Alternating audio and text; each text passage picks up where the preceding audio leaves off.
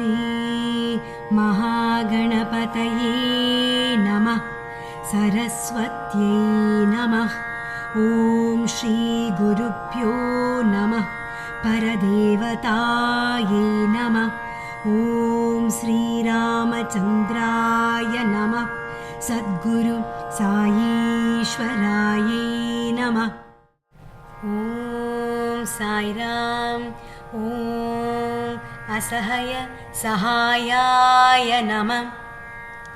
Now let us hear the chapters of Sri Sai SATCHARITAM written by Hemat Pant, based on Sri Sai SATCHARITAM written in Malayalam by N.Somashekaran, translated by Sulini.V.Nair.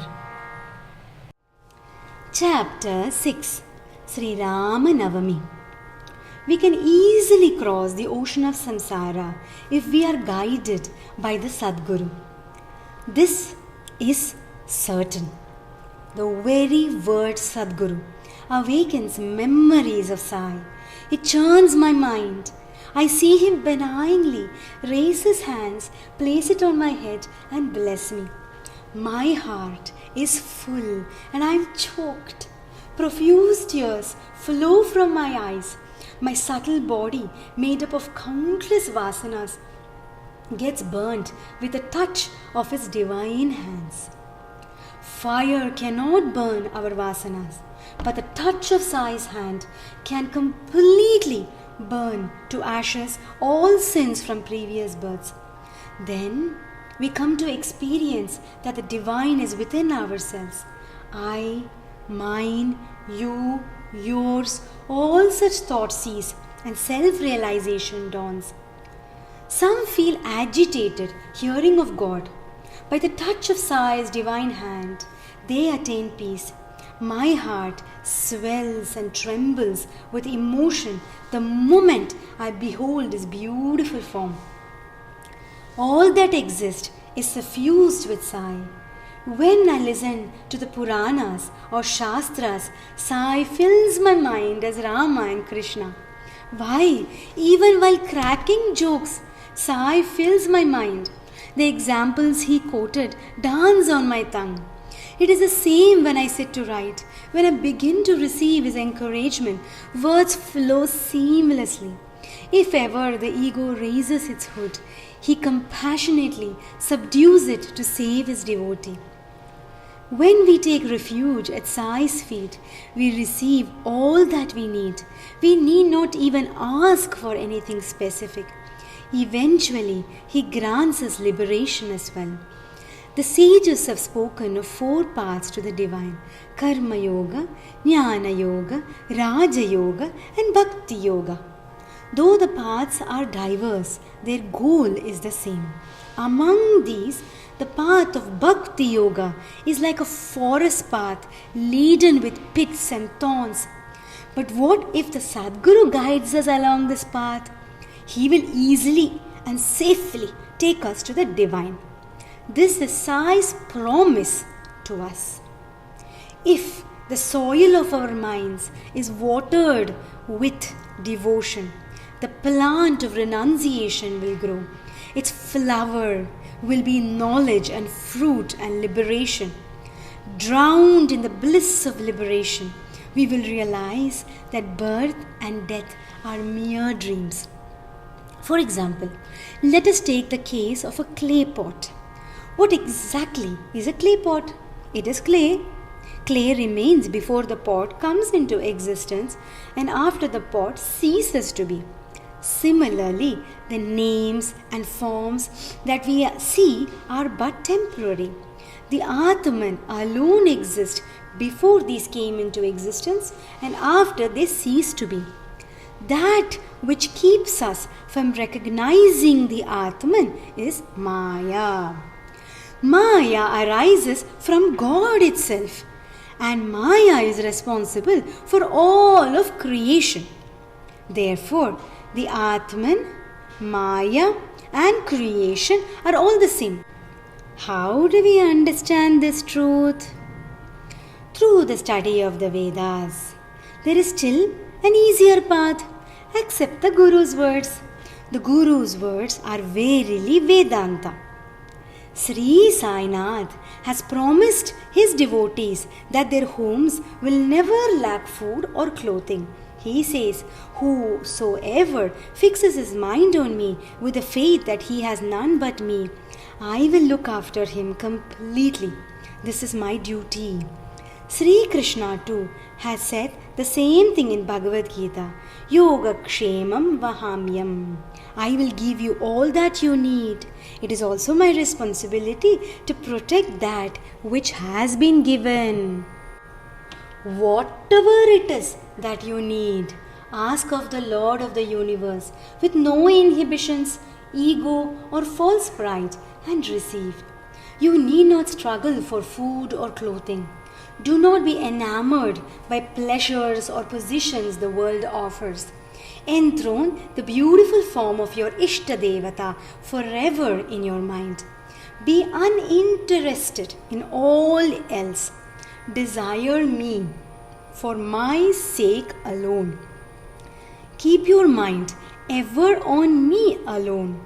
Then your mind will never get tangled in matters related to household or sense pleasures, and you will become free from fear. Your mind will be filled with peace. This is a state of an ideal devotee. If the mind is restless, it can never merge with the divine. There is an easy way to calm the restless mind. Listen to the wondrous tales of Sai with love-filled heart. As you listen more and more to Sai SATCHARITAM, more and more contentment will fill your heart, and the mind will grow ever peaceful. Let us now hear of the Rama Navami festival. Gopal Rao Gund was a surveyor in the survey department at Kopargaon. He had 3 wives but no children. Due to Sai's grace, he was blessed with a child. In his joy, he had the idea of celebrating an Urus festival to share his happiness. He offered his desire at Sai's feet through Shamma, Tatya Patil and Dada Kote Patil. Sai gave his permission and blessings. What was needed next was permission from the government. An application was submitted, but sanction was refused due to the interference of certain officials. But can Sai's permission be overridden?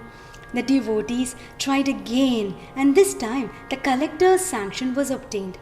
It was decided to conduct the festival on the Rama Navami day with Baba's blessings.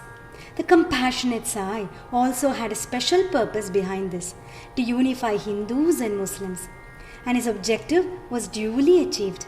But problems cropped up even though they got the sanction to conduct the festival.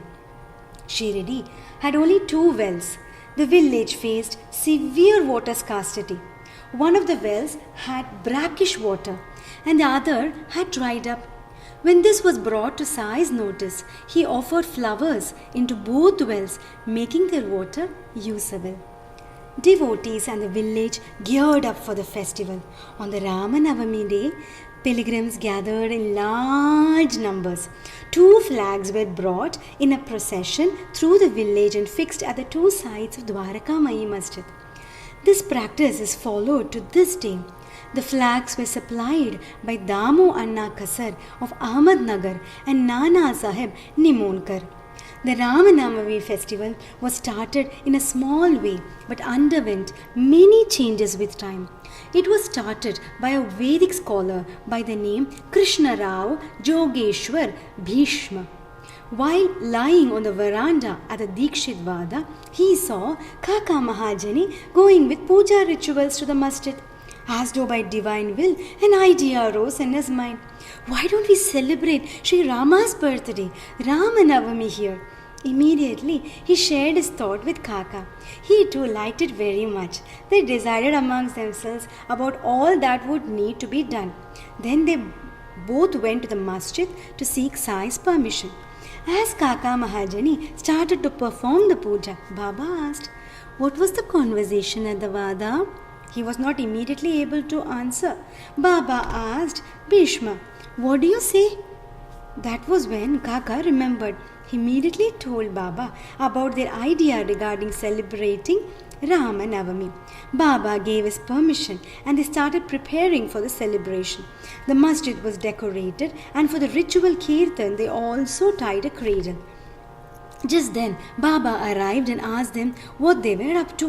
Kaka and Bhishma were suddenly anxious, for Baba's ways were inscrutable. What if he had come to forbid any celebration?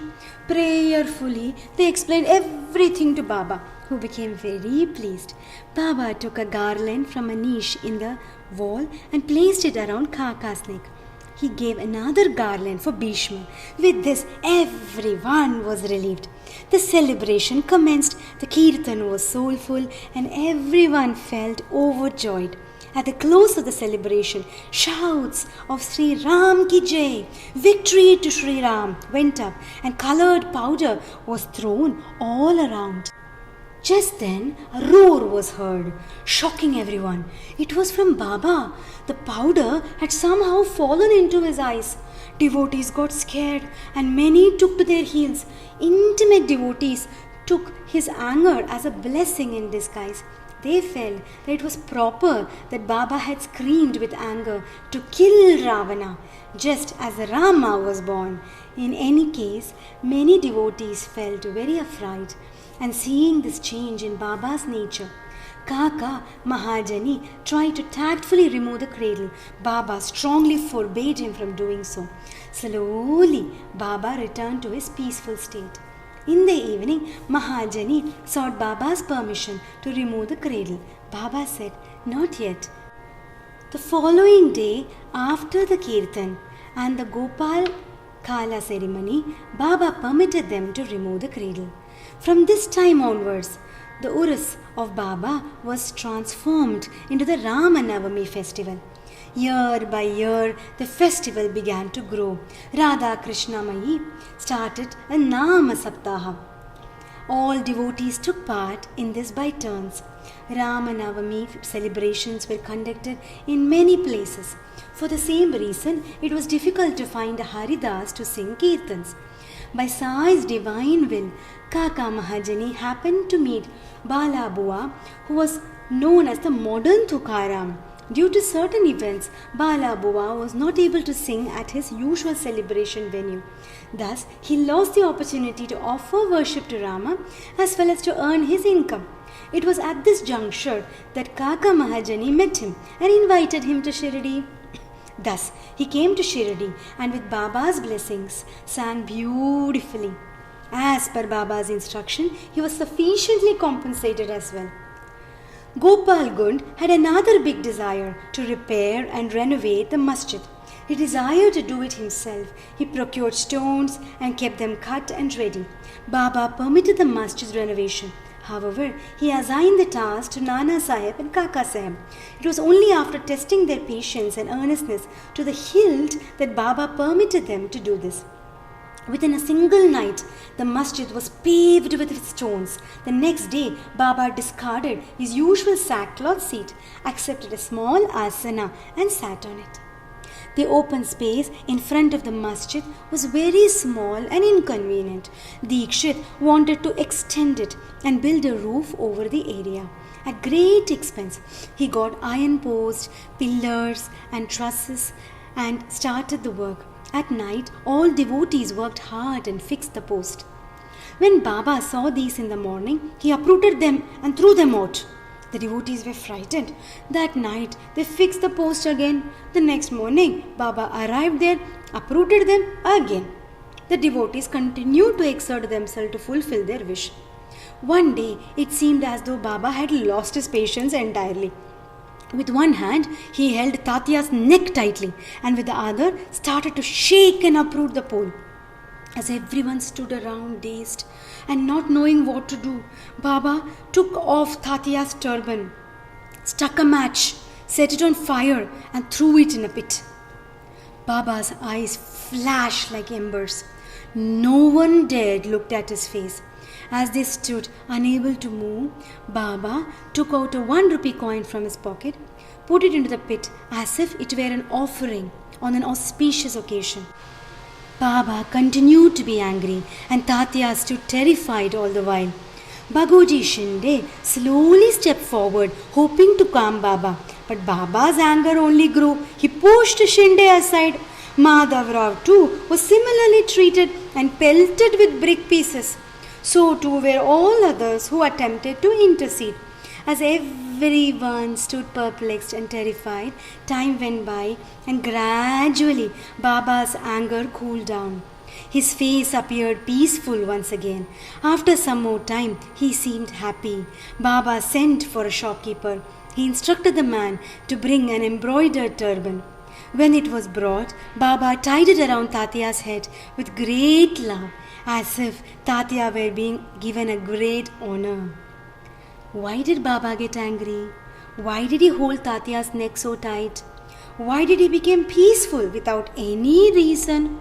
No one knew. Such was Baba's nature and leelas. But one thing we do know, they were all for the good of his devotees. End of chapter 6. Om Asahayasahayaya namah.